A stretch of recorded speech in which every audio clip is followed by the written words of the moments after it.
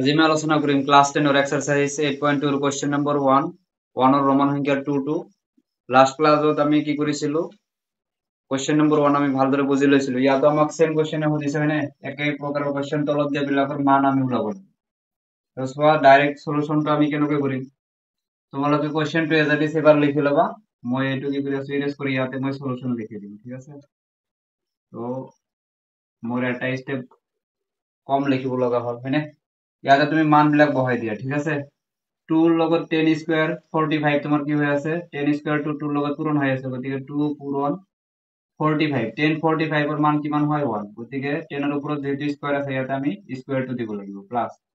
cos 30 মানে তোমাৰ কি হয় √3/2 cos ৰ ওপৰত যেটো স্কয়াৰ আছে তুমি ইয়াতো স্কয়াৰ দিব লাগিব ঠিক আছে মাইনাস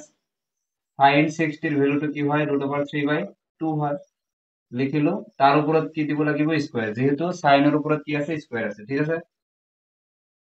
এরিয়া সো এটো যদি আমি সলভ করব 1 স্কয়ার মানে কিমান হবে 1 হবে 2 * 1 মানে কি হবে তুমি 2 পাবা এখানে সলভ করি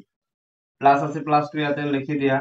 ইয়াতে সোয়া কি হবে তোমার √3 এর উপরত স্কয়ার আছে গতিকে স্কয়ার আর √3 তো কাটি যাব থাকিব কি অনলি 3 তলত সোয়া 2 আছে 2 এর উপরত স্কয়ার আছে 2 স্কয়ার মানে কিমান 4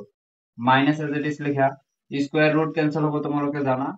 2 স্কয়ার মানে কিমান আহিব 4 আহিব ইয়াতে যদি আমি লক্ষ্য কৰো 2 প্লাস a2 দুয়োটা ফ্র্যাকশন হৈ আছে ভগ্নাংশ হৈ আছে গতিকে আমি এলসিএম লম লসাগুটো লম যেহেতু হর আমাৰ দুয়োটা সেম আছে গতিকে লসাগুটো কিমান আহিব 4 আহিব তো 3 ৰ পৰা তুমি 3 মাইনাস কৰা ওপৰত 2 যেহেতু মাইনাস হ'ব 2 প্লাস 3 ৰ পৰা 3 মাইনাস কৰিলে তুমি 0 পাবা 0 বাই কি আহিব 4 ইয়াৰ পৰা আমি যদি ফাইনালি চাও 4 দি যদি আমি 0 ডিভাইড কৰো আমি 0 পাম তো ইয়াৰ পৰা আমাৰ आंसरটো কিমান আহিব 2 আহিব তো এটা আমাৰ কাৰণে কি হ'ব ফাইনাল आंसर নিশ্চয় বুজি পাইছা